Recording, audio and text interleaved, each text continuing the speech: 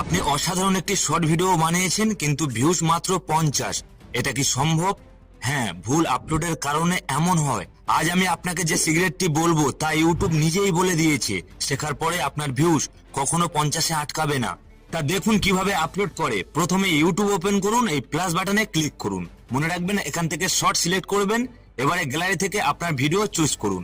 এবারে আপনি আপলোডের পেজে চলে যান। মনে রাখবেন শুধু আপলোড করলে হবে না, এখানে আরো কিছু বিষয় মাথায় রাখতে হবে, না হলে আপনার ভিডিও পুরোপুরি ডাউন হয়ে যাবে। সবার প্রথম যেটা ইম্পর্টেন্ট, আপনি এমন একটি টাইটেল ক্রিয়েট করুন যা কোশ্চেন আকারে হয়, যাতে অডিয়েন্স ক্লিক করে, ফলে আপনার ভিউ বাড়ার সম্ভাবনা বাড়বে।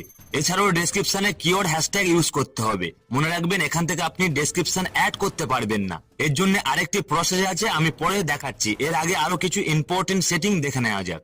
মনে রাখবেন লোকেশন, এটি খুবই ইম্পর্টেন্ট। যদি আপনার ভিডিও লোকাল অডিয়েন্সের কাছে দেখাতে চান তাহলে আপনি অবশ্যই